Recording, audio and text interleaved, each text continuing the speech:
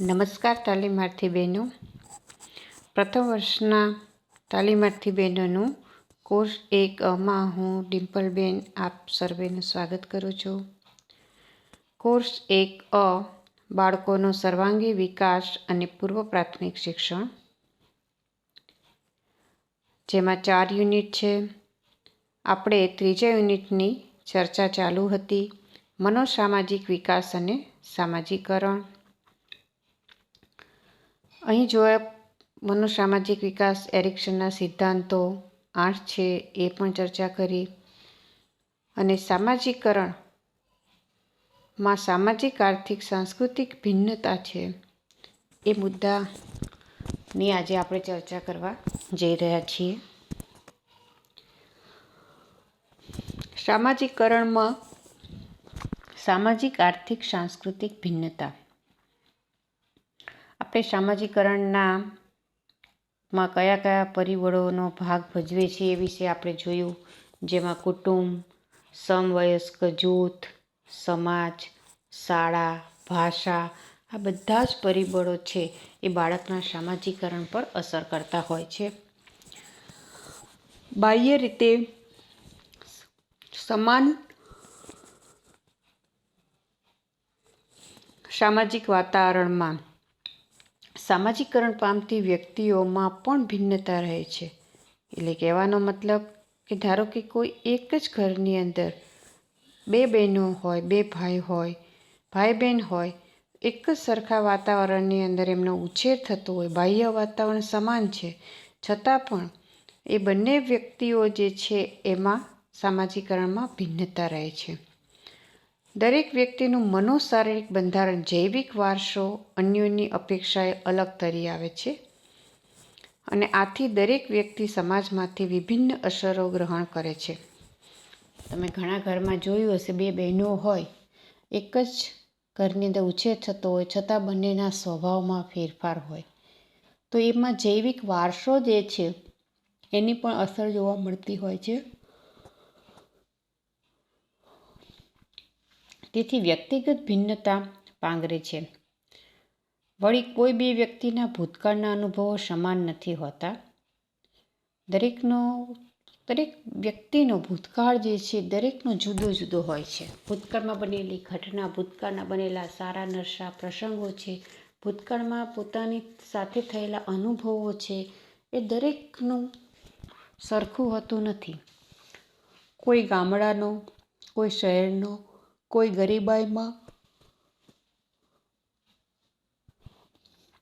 કોઈ શ્રીમંતાઈમાં કે મધ્યમ વર્ગમાં ઉછેર પામ્યો હોય, કોઈ અનાથાલયમાં હોય, કોઈ માતા પિતાથી અલગ હોય, કોઈ ઘોડિયા ઘરમાં ઉછરીને મોટા થયા હોય છે, કોઈ સમાજનું નિરૂપણ કરતી નવલકથાઓ વાંચીને પ્રભાવિત થયેલ હોય.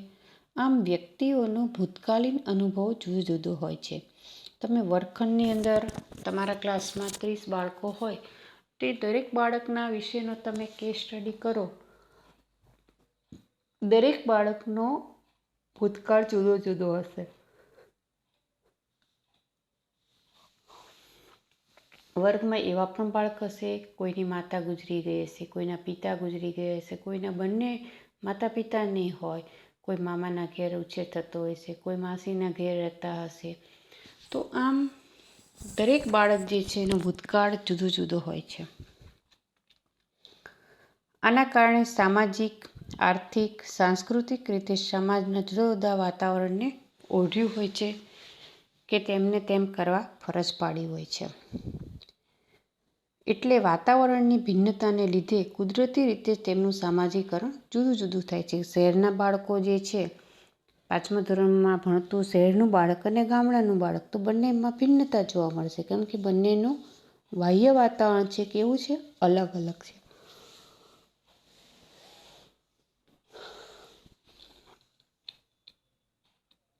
એટલે વાતાવરણની ભિન્નતાને લીધે કુદરતી રીતે જ તેમનું સામાજિકરણ જુદું થાય છે. દરેક બાળકના જૈવિક, એ અગાઉ આપણે એ પણ જોયું કે એક જ સરખા વાતાવરણમાં ઉછરેલા બાળકો છે એનું સામાજિકરણ પણ અલગ હોય છે. ગામડાનું અને શહેરનું તો આપણે સમજી શકીએ કે ગામડાનું જે આખું વાતાવરણ જુદું હોય છે, શહેરનું પણ જુદું હોય છે, પણ એક જ ઘરમાં એક જ સરખા વાતાવરણમાં ઉછરેલા બે બાળકો છે તો એના સામાજિકરણમાં પણ ભેદ જોવા મળે છે. તો ત્યાં એનું પોતાનું શરીરનું જૈવિક જે બંધારણ છે એ અસર કરતું હોય છે.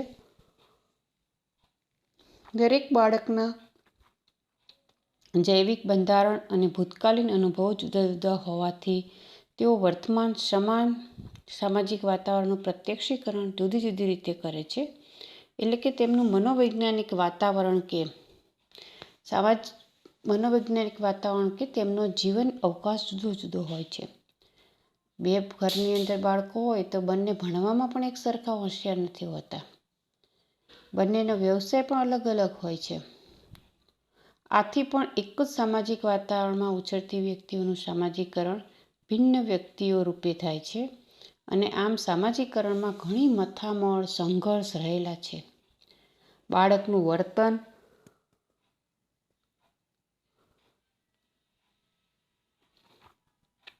સામાજિક અપેક્ષાઓ સાથે બંધ બેસતું કરવા માટે ઘણો પુરુષાર્થ કરવો પડે છે.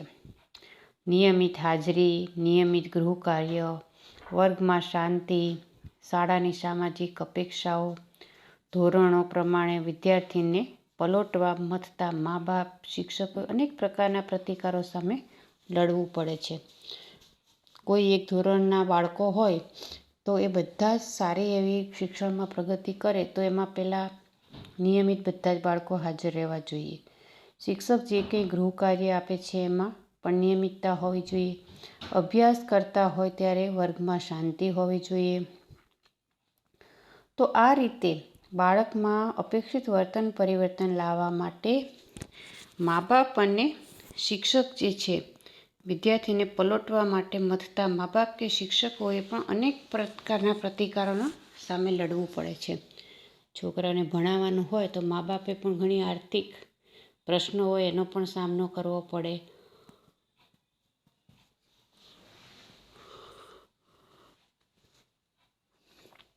વળી બે અલગ સંસ્કૃતિમાં ઉછરેલા બાળકોનું સામાજિકરણ પણ ભિન્નતા ધરાવે છે. ચોક્કસ સમાજ જૂથ અમુક વર્તનો અને ગુણોને પ્રાધાન્ય આપી એના સભ્યોમાં વિકસાવે છે અને અમુક ચોક્કસ વર્તનો અને ગુણોને વિકસવા નથી દેતા.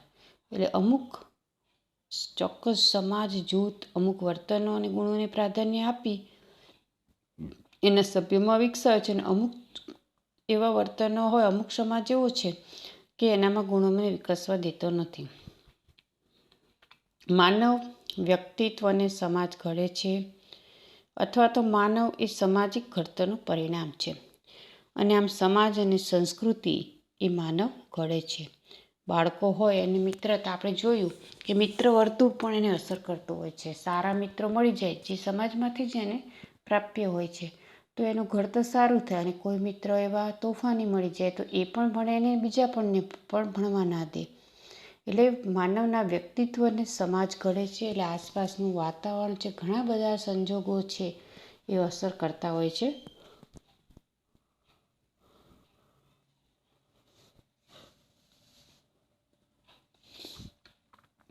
રૂથ બેનેડિક્ટ નામના મનોવૈજ્ઞાનિકે જાની ડોબુચન અને ક્વાકિટ એ ઉલટ જાતિની સંસ્કૃતિઓ અને જાતિના માનવોના સ્વભાવનો અભ્યાસ કર્યો. તો માર્ગારેટ મીડે ન્યૂ ગિની પ્રદેશની આર્પેસ, મુન્ડુ ગોમર અને ચાંબુલી નામની આદિવાસી જાતિઓનો અભ્યાસ કર્યો. એટલે સામાજિકતા કયા વિસ્તારમાં કેવી છે એનો અભ્યાસ કરવા માટે તમારે કેસ સ્ટડી કરવું પડે. તમે જોશો કે બાર ગામે બોલી બદલાય એમ દરેક વિસ્તાર દરેક ગામ છે એના પણ રીતભાત જુદા હશે. તો આ સમાજલક્ષી મનોવૈજ્ઞાનિકોને માનવના ઘડતરમાં સમાજ અને સંસ્કૃતિનું મહત્ત્વ સમજાયું. એમણે રિસર્ચ કર્યો, અભ્યાસ કર્યો અને એને આધારે એમને આદિવાસી જાતિઓ પર માનવોના સ્વભાવનો અભ્યાસ કર્યો અને આ મનોવૈજ્ઞાનિકોને માનવ ઘડતરમાં સમાજ અને સંસ્કૃતિનું મહત્ત્વ સમજાયું કે સંસ્કૃતિ કેટલી બધી અસર કરે છે. તમે આદિવાસી વિસ્તારમાં જાઓ તો ત્યાંના ખાન પાન, બેસવું, ઉઠવું, તહેવારોની ઉજવણી બધી જ અલગ હોય છે. તમે ક્યારેક જાઓ અને એનો અભ્યાસ કરો તો એના આધારે આ મનોવૈજ્ઞાનિકોએ તારવ્યું કે માનવ જે છે એના ઘડતરમાં સમાજ અને સંસ્કૃતિ જે છે એનું મહત્ત્વ સમજાયું અભ્યાસને આધારે. મીડ તેના અભ્યાસના આધારે જણાવે છે, મીડ નામના મનોવૈજ્ઞાનિક, કે સ્ત્રીઓ અને પુરુષોના સ્વભાવ, લક્ષણો તેમજ જીવન કાર્યો જન્મજાત છે એવી આપણી માન્યતા ભૂલ ભરેલી છે. તે તો સમાજ અને સંસ્કૃતિ ઘડે છે અને તેથી તે સંસ્કૃતિ એ ભિન્નતા ધરાવે છે. આપણે એવું વિચારીએ છીએ કે અમુક કામ સ્ત્રીઓ જ કરી શકે ને અમુક કામ પુરુષો જ કરી શકે, પણ એવું નથી. પહેલાં એવું બધું હતું કે સ્ત્રીઓ, અત્યારે તો સ્ત્રીઓ જે છે પ્લેન પણ ચલાવે છે ને, એર હોસ્ટેસ પણ હોય છે, પાયલોટ પણ હોય છે, એટલે તો ત્યાં પોલીસ પણ હોય છે, ઇન્સ્પેક્ટર પણ હોય છે.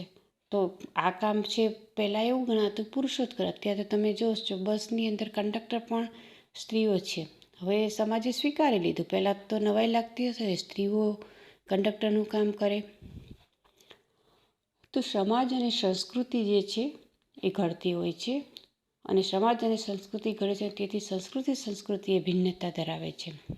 જ્યારે રૂથ બેનિગેટ નામના જે સાયકોલોજિસ્ટ છે એ તારવે છે કે બાળકના જન્મ સાથે જ એના અનુભવો અને તેનું વર્તન જન્મજાત યા કૌટુંબિક સંસ્કૃતિના રંગે રંગાય છે.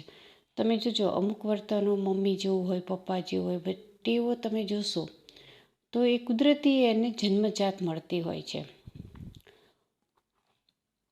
તેની કૌટુંબિક સંસ્કૃતિની ટેવો તેની ટેવો બને છે અને કુટુંબનો જે વારસો જે છે એ એનામાં આપો. તમે દરેક જ્ઞાતિ જે છે એની અમુક લાક્ષણિકતાઓ હશે તો એ એનામાં ઓટોમેટિક ઉતરી જાય છે. તો એ કૌટુંબિક સંસ્કૃતિ જે છે એની ટેવો છે એને જન્મજાત હોય છે. એ સંસ્કૃતિની માન્યતાઓ તેની માન્યતાઓ બને છે. ઘરના જે સભ્યોની વિચારસરણી છે એ વિચારસરણીને બાળક અનુસરતું હોય છે કે ના, અમારા ઘરમાં તો આ રીતનું છે, અમારા ઘરમાં આ રીતનું જ બેસાય, ઉઠાય, પહેરાય. એ સંસ્કૃતિ જેને અસંભવિત ગણે તેને તે પણ અસંભવિત ગણી લે છે. આમ આ બંને નૃવંશશાસ્ત્રીઓનો અભ્યાસ એ બતાવે છે કે જુદા જુદા સમાજ, એ જુદા જુદા સાયકોલોજિસ્ટોએ અભ્યાસ કર્યો છે. સંસ્કૃતિ જુદી જુદી હોવાથી તેનું સામાજિકરણ તદનુસાર જુદું હોવાથી તેમાં જુદા જુદા માનવો ઘડાય છે અને આમ સામાજિકરણ બાબતે સામાજિક રીતે, આર્થિક રીતે અને સાંસ્કૃતિક રીતે ભિન્નતા જોવા મળે છે અને આ બાબતે પણ ઘણા સંશોધનો થયા છે. તમે અમદાવાદનું કલ્ચર જુઓ, સુરત જાઓ તો ત્યાંની ખાણીપીણીના સ્વાદ, એની અમુક વેરાયટીઝ કે આ અમારી અહીંની ખાસિયત છે, બોલચાલ છે, રીતભાત છે, બધું અલગ દેખાય. ગુજરાતની બહાર જાઓ, બીજા રાજ્યમાં જાઓ તો કહેવાય આપણે ભારત મારો દેશ, બધા ભારતીયો ભાઈ બહેન, આપણા ઇન્ડિયા આખું, પણ છતાં ઇન્ડિયાના જેટલા પણ રાજ્યો છે એ બધાની સંસ્કૃતિ અલગ અલગ છે. તો એમનું સામાજિકરણ પણ બધાનું અલગ અલગ થશે. એના રીત રિવાજો, પરંપરાઓ એ જુદું જુદું જોવા મળશે. કેટલાક સંશોધનો થયા છે જેમાં, અને એવું પણ છે કે જંગલમાં રહેલું જે બાળક છે એ પ્રાણીઓ ઉછેર બાળક છે એ પ્રાણીઓ ઉછેરે છે અને આ બાળ વિક્ટર છે કે જેને એવરોનનો જંગલી બાળ વિક્ટર છે એને પશુએ ઉછેર કરેલો છે. તો એ પશુ જેવું જે બોલવાનું, એની રીતભાત બધું એના જેવું જ હોય છે. બંગાળની વરુબાળા, અમલા અને કમલા, તે પશુની ભાષા એ પશુની બોલતા હોય છે. મધ્યપ્રદેશના ભાભરા તરફના ગીચ જંગલનો શિયાળ બાળ તનસુક એટલે કે એ બાળક જે છે એને શિયાળો વચ્ચે ઉછરેલું હોય છે. અને આ 3 કથાઓ દ્વારા પુરવાર થાય છે કે માનવ બાળ પ્રાણી સમાજના વાતાવરણમાં જીવી શકે છે. એટલે હોય મનુષ્યનું બાળ, પણ એ પ્રાણીઓ વચ્ચે પણ એનો ઉછેર થઈ શકે છે અને મોટું પણ થઈ શકે છે અને ઉછરી પણ શકે છે. માનવ બાળ પ્રાણી સમાજમાં પ્રાણી જેવા જ વર્તનો શીખી છે. એ પ્રાણીઓ સાથે રહે તો જે પ્રાણી સાથે એનો ઉછેર થયો એના જેવા જ એનામાં વર્તન જોવા મળે છે. અને બાળકના માનવ તરીકેના વિકાસમાં શરૂઆતના સામાજિકરણનું મહત્ત્વ છે અને તેમાં પણ ભિન્નતા રહેલી છે.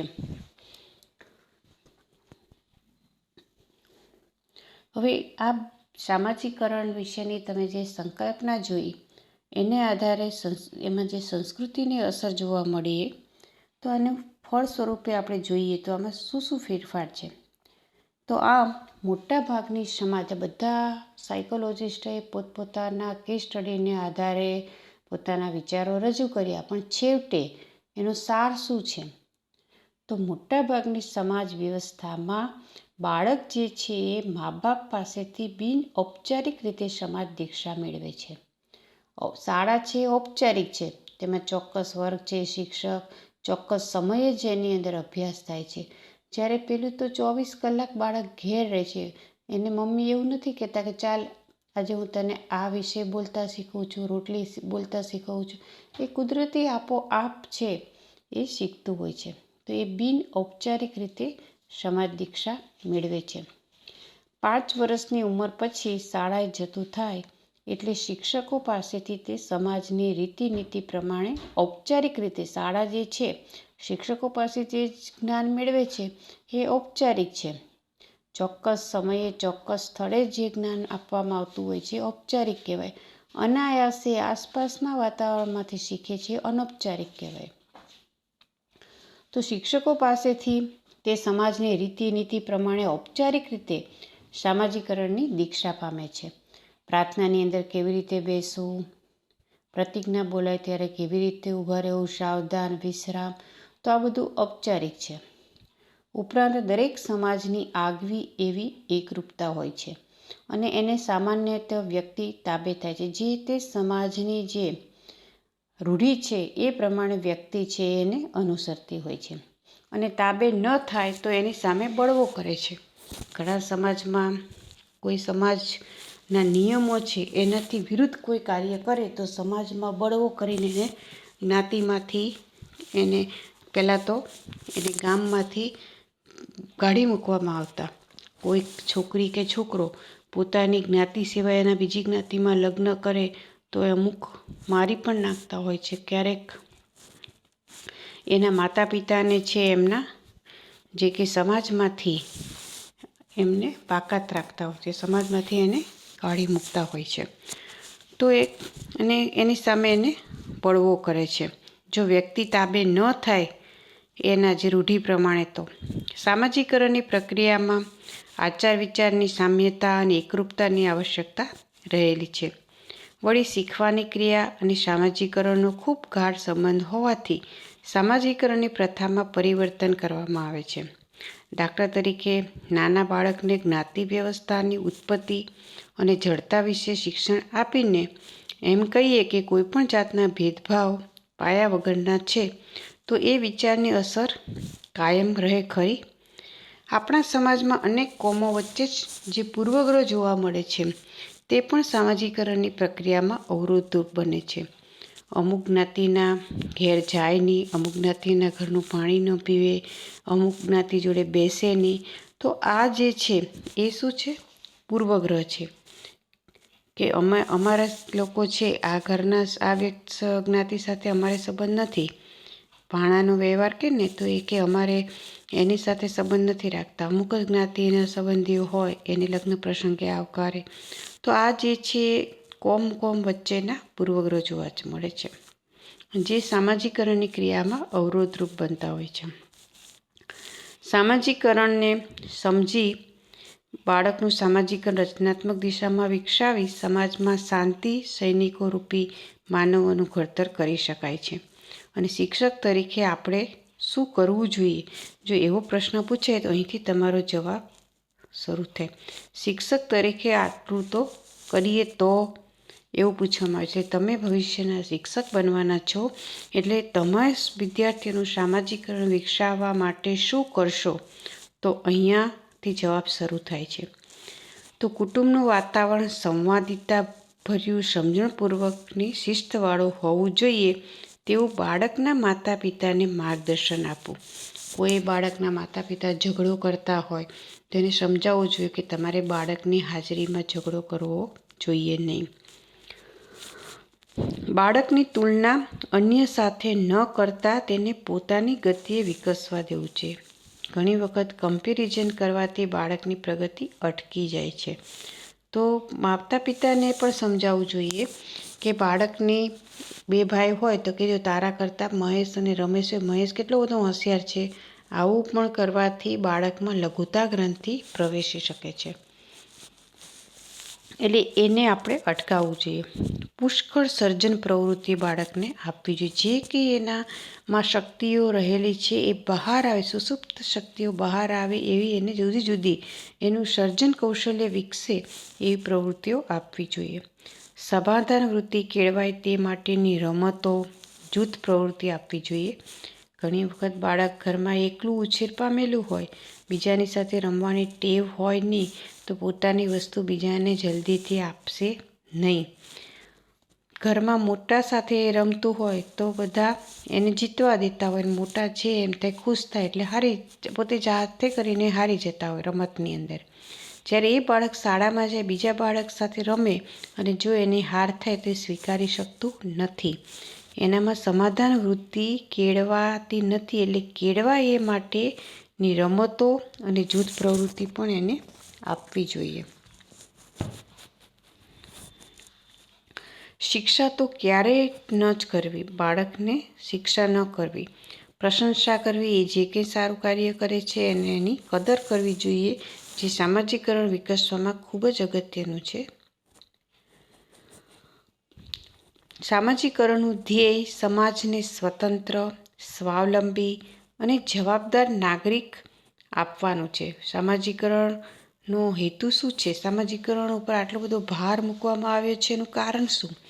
તો બાળક સમાજને સ્વતંત્ર, સ્વાવલંબી અને જવાબદાર નાગરિક વ્યક્તિ જે છે પોતે બીજા ઉપર ડિપેન્ડન્ટ, પરાવલંબી ના બને, જવાબદારી નિભાવતું થાય એવા નાગરિકો તૈયાર કરવાનો હેતુ રહેલો છે. અને આથી જ બાળકને તેની શારીરિક, માનસિક યોગ્યતા અનુસાર સ્વતંત્રતા બક્ષવી જોઈએ. વળી સામાજિકરણની પ્રક્રિયામાં બાળકને સ્વતંત્ર બનાવવા બિનજરૂરી ઉતાવળ ન કરવી જોઈએ. બાળકનું એની ગતિએ પ્રગતિ કરવા દેવું જોઈએ. ઘણી વખત કોઈ હોશિયાર બાળક હોય તો બધા પહેલું બીજું ધોરણ સાથે કરાવતા હોય કે 1 વર્ષ બચી જાય, પણ જેના કારણે બાળકના મગજ પર ઘણો લોડ પડે. 2 વર્ષનો કોર્સ 1 જ વર્ષમાં ભણવાનો થાય. તો આવું બિનજરૂરી ઉતાવળ પણ કરવી જોઈએ નહીં. આમ કરવાથી બાળકને પૂરતા રક્ષણના અભાવે તે ગુના તરફ પણ આકર્ષાય છે. જ્યારે વધુ પડતી આળપંપાળથી બાળક સ્વાર્થી, જિદ્દી અને બીજાના ભોગે સગવડ ભોગવવાનું શીખે છે. બાળકને વધુ પડતું આળપંપાળ કરી લાડ લડાવીએ તો જેના કારણે એ સ્વાર્થી બને છે. બધું એનું કહ્યું આપણે કહીએ, બજારમાં ગયા હોય ને જે કહે એ બધું એને અપાવીએ અને જેના કારણે એ જિદ્દી બની જાય છે. એ બીજાનો વિચાર નથી કરતો, બસ મને મળી ગયું ને, એટલે પોતે સ્વાર્થી બને છે અને બીજાના ભોગે સગવડ ભોગવવાનું શીખે છે. 2 બાળકો હોય તો બીજાને એને રમકડું જોતું હોય તો તમે એની જીદ પૂરું કરવા માટે સામેના બાળકને સમજાવીને, ફોસલાવીને અને તમારા બાળકની જીદ પૂરી કરો તો બીજાના ભોગે સગવડ ભોગવવાનું શીખે છે. બાળકનું જીવન વિશેનું દ્રષ્ટિબિંદુ જવાબદારીભર્યું બને, પરિપક્વ બને તે દિશામાં પ્રયત્ન કરવા જોઈએ. ભવિષ્યમાં પણ એને જવાબદારી ઉઠાવવાની છે, પોતે પોતાનું કામ જાતે કરે અને એનામાં મેચ્યોરિટી આવે એ દિશામાં પ્રયત્ન કરવા જોઈએ. દરેક કામ તમે કરી આપો તો એ ક્યારેય પરિપક્વ નહીં બને અને જવાબદારી પણ નિભાવશે નહીં. સામૂહિક પ્રવૃત્તિઓ યોજીને એકસાથે કામ કરતા શીખવું જોઈએ. સમૂહમાં એને રાખવું જોઈએ જેથી કરીને એનું સામાજિકરણ થાય. સામાજિકરણ બાળકના જીવનને ઘડે છે. વળી બાળક અનુકરણથી શીખે છે. બીજાનું જોઈને પણ એ ઘણું શીખે છે. મા-બાપ, વાલીઓએ આચરણથી શીખવવાનું વલણ વિકસાવવું જોઈએ. એને સૂચનાઓ આપી, આમ કરવું જોઈએ, આમ ન કરાય, તેમ ન કરાય, પણ એ જ વસ્તુ તમે કરાય ન કરાય એ જે કહો છો એ પહેલાં તમે કરી બતાવો અને એ રીતે તમારા વર્તન દ્વારા એનામાં આચરણ જે છે એ કરતા થાય એ રીતનું તમારું વલણ હોવું જોઈએ. પપ્પા છે એને વ્યસન હોય અને બાળકને એમ કે જો વ્યસન નહીં કરવાનું, આમ ન કરાય, તો એ બાળક માને ખરું? ક્યારેય ન માને. પોતાના વાણી, વ્યવહાર, વર્તનો, ટેવો અનુકરણીય બનાવવા જોઈએ. પોતે જેવું બોલશે, ભાષા જેવી વાપરશે એવું જ પોતાનું બાળક છે અનુકરણ કરવાનું છે. તમે એને એમ કહો બહુ ઊંચા અવાજે નહીં બોલવાનું, ધીમે બોલ, પણ તમારો જ અવાજ ઊંચો હોય તો એ તમારું જ અનુકરણ કરવાનું છે. એટલે વાણી, વ્યવહાર અને વર્તન ટેવો જે છે એ તમારું એવું હોવું જોઈએ કે બાળક એનું અનુકરણ કરી શકે.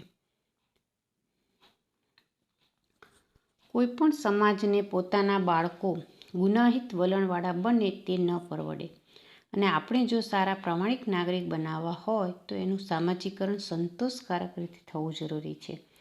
આપણે એવું ઈચ્છતા હોય કે આપણા દેશના બધા જ નાગરિકો જે છે એ કોઈ એમાં અસામાજિક ન બનવું જોઈએ, અસામાજિક તત્વો છે ઉદ્ભવવા જ ન જોઈએ. તો આપણે સામાજિકરણ ઉપર ભાર મૂકવો જોઈએ અને એ પ્રમાણે સારા નાગરિક બને એ માટે સંતોષકારક રીતે સામાજિકરણ થાય તે જરૂરી છે. બાળકો સમાજ ઉપયોગી નીવડે એમ આપણે ઈચ્છતા હોઈએ તો બાળકનું મિત્ર વર્તન સારું હોવું જોઈએ. એમ કે નાના હોય ત્યારે માતા પિતાનું કહ્યું માને, પછી થોડાક મોટા થશે એટલે એના મિત્રનું વધારે માનશે. તો મિત્ર વર્તુળ જે છે, મારો ફ્રેન્ડ તો જાય છે પિક્ચર જોવા, હું જઉં, તો એ મિત્ર વર્તુળ, અને જે ભણતો હશે તો એ પોતે પણ ભણવા બેસે. એટલે માતા પિતાએ ખૂબ જ જાગૃત રહેવું જોઈએ, કોની સાથે રમે છે, કોની સોબત છે, સંગ કોનો છે. આપણે એવું કહીએ છીએ ને કે સંગ તેવો રંગ. આપણે ત્યાં સમાજના જે કંઈ પ્રશ્નો છે તેની પાછળ આવા કારણો જ રહેલા છે. માતા પિતા પોતાનું બાળક, દીકરો કે દીકરી કોની સાથે રમે છે, કોની સાથે બેસે ઉઠે છે, કોના સંગમાં છે, એ ધ્યાન ન રાખવાના કારણે ઘણા બધા પ્રશ્નો ઉપસ્થિત થતા હોય છે. ગંદકી, અસ્વચ્છતા, જ્યાં ત્યાં કચરો ફેંકવું, ચોરી કરવી, ઈર્ષ્યા કરવી, મારામારી કરવી, બીજાનું જૂટવી લેવું, આતંકવાદ, ભ્રષ્ટાચાર, ગુનાખોરી, નક્સલવાદ તમામના મૂળ બાલ્યાવસ્થામાં મા બાપ તથા શિક્ષકો દ્વારા ન રાખવામાં આવેલી કાળજી જ છે. આ જે બધી બાબતો બને છે અહીંથી તમે જોઈ શકો છો. આટલી જે વસ્તુઓ જે ન થવી જોઈએ એ બધી જ થાય છે. એની પાછળ જવાબદાર કોણ છે? માતા પિતા અને શિક્ષકોએ કાળજી ન રાખવાના કારણે આ જે અસામાજિક કહીએ છીએ વ્યક્તિ એ જોવા મળે છે. ભ્રષ્ટાચાર અને ગુનાખોરી, ક્યાંક કોઈએ એને સંસ્કાર નથી આપ્યા કે આપણે કોઈની વસ્તુ ન લેવાય. અત્યારે તમે જુઓ કોઈ પણ જગ્યાએ ભ્રષ્ટાચાર જોવા મળે છે, પણ જો નાનપણમાં એવા સંસ્કાર આપવામાં આવ્યા હોય કે આપણે આપણા હકનું જ લેવાય, આપણી મહેનતનું જ લેવાય, વગર મહેનતે બીજાનું ન લઈ લેવાય, બીજાનું જૂટવી ન લેવાય, લાંચ રૂશ્વત ન કરાય, તો ક્યારેય આ બધા જ જે ન ગમે એવી બાબતો છે એને આપણે ટાળી શકીએ. અને એના માટે મા બાપ તથા શિક્ષકો દ્વારા ન રાખવામાં આવેલી કાળજીના કારણે આવું બને છે. સમાજ સુધારકો, બાળ શિક્ષણ શાસ્ત્રીઓ, શિક્ષકો આ દિશામાં જાગૃત રહે તે પ્રયત્ન કરે તો શોષણવિહીન, સૌના ભલામાં આપણું ભલું એવા માનનારો સમાજ, સમજનારો સમાજ નિર્માણ થશે જ, એમાં શંકાને સ્થાન નથી. તો આપણે શોષણવિહીન, સૌના ભલામાં આપણું ભલું, આપણે એમ કે સૌનું કલ્યાણ થવું જોઈએ, આપણે આપણું જ કલ્યાણ, બીજાનું જે થવું હોય તે મારું સારું થાય એવું ભાવના રાખવી ના જોઈએ. દરેકનું સારું થવું જોઈએ.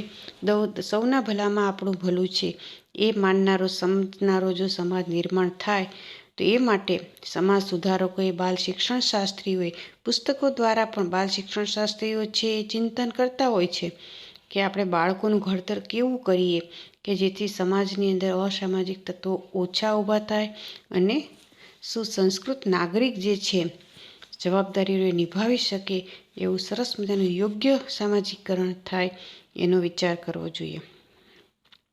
વિશ્વ શાંતિની ગુરુ ચાવી બાળકના સકારાત્મક, રચનાત્મક સામાજિકરણ કરવામાં સમાયેલી છે. તમારે અત્યારે યુદ્ધો થઈ રહ્યા છે, વિશ્વ યુદ્ધની વાતો થઈ રહી છે, તો આ બધું જે છે એ દરેક દેશના સમાજ સુધારકો છે, શિક્ષણ શાસ્ત્રીઓ છે, શિક્ષકો છે, મા બાપ છે, એ બધાની જાગૃતિ ન હોવાને કારણે અત્યારે વિશ્વ શાંતિ જે છે હણાઈ રહી છે. આ અર્થમાં મા બાપ, બાલ મંદિરના શિક્ષકો અને પ્રાથમિક શાળાના શિક્ષકોએ શાંતિ સૈનિકો બનવાની જવાબદારી નિભાવવાની છે. અને એટલા માટે જ તમે શિક્ષક બનવાના છો એટલે આ સામાજિકરણ કરવાની જવાબદારી, અગત્યની જવાબદારી છે, આપ સૌના સિર ઉપર છે, આપણા સૌના સિર ઉપર છે. ભવિષ્યમાં પણ તમે શિક્ષક બનીને તમે જે અત્યારે મુદ્દો સમજી રહ્યા છો કે સામાજિકરણમાં જો શિક્ષક બેકાળજી રહે તો તમે જોયા એટલા ભ્રષ્ટાચાર છે, આતંકવાદ છે, ચોરી, લૂંટફાટ, મારામારી, આવા જે કરી શકે એવા નાગરિકોનું ઘડતર, એવા નાગરિકો જે છે સમાજમાં ઊભા થશે. જો શિક્ષક ધ્યાન નહીં રાખે, મા બાપ ધ્યાન નહીં રાખે, વિશ્વની શાંતિ હણાઈ જશે. અને એટલા માટે જ કેમ કે પહેલું જે બાળક છે, કુમળું બાળક છે, માતા પિતા અને શિક્ષક પાસેથી આવતું હોય છે. એ જ્યારે પુખ્ત વયનું બને છે ત્યાં સુધીમાં એ શિક્ષક પાસેથી પસાર થતું હોય છે. અને શિક્ષકની ખૂબ મોટી જવાબદારી છે કે પોતાનો સમાજ જે છે એ સૌનું ભલામાં આપણું ભલું છે એવી વિચારધારાવાળું સમાજનું નિર્માણ થાય. અને એટલા માટે જ આપણે આ મુદ્દો છે ખૂબ જ અગત્યનો છે. અને આ પ્રશ્ન તો મારે જો પેપર કાઢવાનો તો આ પ્રશ્ન અવશ્ય પૂછું કે શિક્ષક તરીકે તમે બાળકોના સામાજિકરણમાં કેવો રોલ કરશો, અથવા તમે કઈ કઈ બાબતોની કાળજી રાખશો. સામાજિકરણની સંકલ્પના સમજાવો, સામાજિકરણના સંદર્ભોની ચર્ચા કરો. સામાજિકરણમાં સંદર્ભોમાં જુદા જુદા મનોવૈજ્ઞાનિકોએ અભ્યાસ કર્યા છે એ મુદ્દા આપણે આવરી શકીએ. સામાજિકરણમાં જોવા મળતી ભિન્નતાની નોંધ તૈયાર કરો. હવે આખા યુનિટ છે, એકમ નંબર 3 આખો જે યુનિટ છે એનો એક સારાંશ આપેલો છે.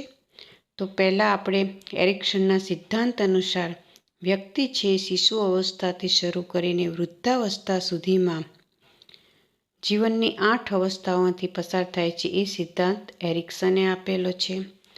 આ વિકાસ દરમિયાન આવતા કટોકટીના યોગ્ય ઉકેલના કારણે વ્યક્તિને પ્રબળ વૈયક્તિક અને સામાજિક ક્ષમતા પ્રાપ્ત થાય છે, જે ભવિષ્યમાં આવનાર કટોકટીને ઉકેલવાનો પ્રબળ આધાર છે. પ્રથમ 2 અવસ્થાઓ, 8 અવસ્થાઓની આપણે વાત કરીએ. પ્રથમ 2 અવસ્થાઓ દરમિયાન પહેલી 2 જે અવસ્થા છે એ દરમિયાન શિશુમાં અવિશ્વાસ સામે વિશ્વાસ અને શરમ કે શંકાને સ્થાને સ્વાયત્તતાની લાગણીનો વિકાસ થવો જોઈએ, એની પર ભાર મૂક્યો છે. પૂર્વ બાલ્યાવસ્થા અપરાધભાવ દૂર કરી પહેલ કરવાની ભાવના વિકસાવવા પર કેન્દ્રિત હોવી જોઈએ. ઉત્તર બાલ્યાવસ્થા દરમિયાન ચોથી અવસ્થાએ પરિશ્રમની ભાવના વિકસવી જોઈએ અને લઘુતાની ભાવના દૂર થવી જોઈએ.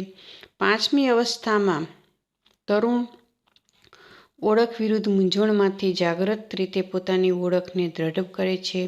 અને છેલ્લી 3 અવસ્થામાં વ્યક્તિ ગાઢ સંબંધ, સર્જનાત્મકતા અને પરિપૂર્ણતા પ્રાપ્ત કરવા પ્રયત્નશીલ રહે છે. એટલે એરિક્સનનો જે સિદ્ધાંત છે એ 8 સિદ્ધાંતની તારવણી કરેલી છે કે દરેક સિદ્ધાંત જે છે એમાંથી આપણે શું સાર લેવાનો છે.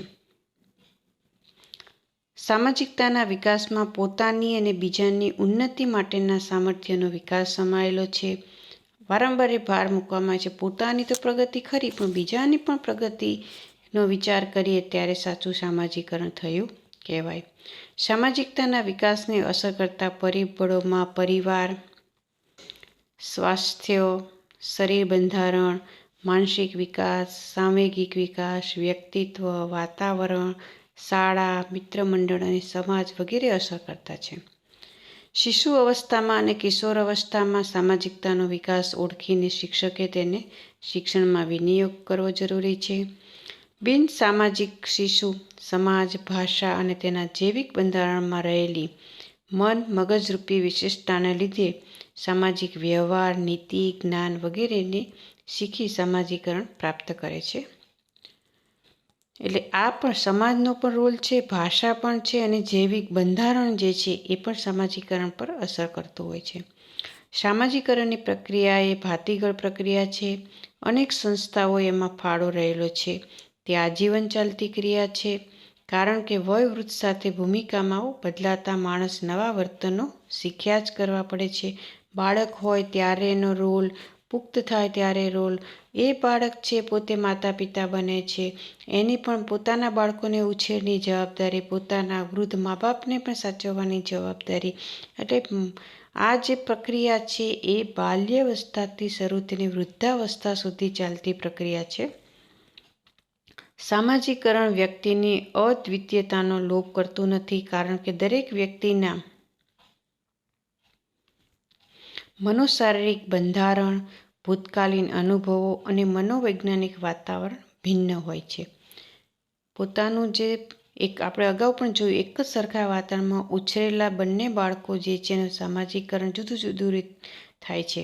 કેમ કે મનોશારીરિક બંધારણ, પોતાના ભૂતકાલીન અનુભવો અને મનોવૈજ્ઞાનિક વાતાવરણ પણ ભિન્ન હોય છે. જૈવિક બાબતો પણ છે, જૈવિક બંધારણ પણ છે, એ પણ અસર કરતું હોય છે. સામાજિકરણમાં વ્યક્તિ અને સમાજ વચ્ચે સંઘર્ષ રહેલો છે જ, અને તે વ્યક્તિ આંતરીકરણ કરે ત્યારે અથવા સમાજ ધોરણ બદલે ત્યારે રહેતો નથી.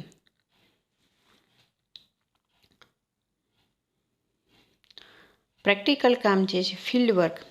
તમારે ઇન્ટર્નશીપ જ્યારે પણ શરૂ થાય ત્યારે ઇન્ટર્નશીપ દરમિયાન નીચેના કાર્યક્રમો અચૂક કરી જોવાના. એરિક્સનનો ફોટોગ્રાફ ઇન્ટરનેટ પરથી મેળવો. મેં પણ તમને અગાઉ વિડીયોમાં એરિક્સનનો ફોટો છે એ બતાવેલો. તેનો પરિચય લખીને ચાર્ટ્સ તૈયાર કરી વર્કનમાં મૂકવો. એક ચાર્ટ્સમાં એરિક્સનના સિદ્ધાંતો લખો અને તેમાં દરેક અવસ્થાના ચિત્રો પણ મૂકો. બાળકમાં સામાજિકતાનો વિકાસ કરી શકાય તે માટેના વર્ષ દરમિયાન યોજી શકાય તેવા કાર્યક્રમોની યાદી તૈયાર કરો. જે તે ઉત્સવની ઉજવણીમાં પણ બાળકોની સામાજિકતા ક્યાં કે રીતે વિકસી તેનો એક ચાર્ટ બતાવો. ધારો કે તમે શાળામાં બાળમેળાનું આયોજન કર્યું, તો જેમાં જૂથમાં બધા બાળકો જે છે સ્ટોલ ઊભા કરતા હોય છે, પોતે ચીજ વસ્તુ ખાવા પીવાની બનાવવાનું શેરિંગ કરતા હોય છે, સેલિંગ પણ કરતા હોય છે અને શેરિંગ પણ કરતા હોય છે. તો તે વખતે દરેક બાળકની તમે શક્તિઓ જે છે એનું તમારે અવલોકન કરવાનું છે, જૂથમાં કેવી રીતે કામ કરે છે. ઇન્ટર્નશીપ દરમિયાન બાળકોનું કેસ સ્ટડીનું આયોજન પૂર્વક કરો. કેસ સ્ટડી કરવા માટેની માર્ગદર્શિકા તૈયાર કરો. વ્યક્તિ અભ્યાસ. દરેક બાળક જે છે એનું વ્યક્તિત્વ, એના અનુભવો જે છે, એનો ભૂતકાળ અલગ અલગ છે. તો તમે બાળકને પૂછશો, એના માતા પિતા, જેમ એમની સાથે આત્મીયતા કેળવી, અને કોઈ એક બાળકમાં વર્ગની અંદર વિશિષ્ટ બાળકો પણ હશે, કોઈક જે વિકલાંગ બાળકો પણ હશે.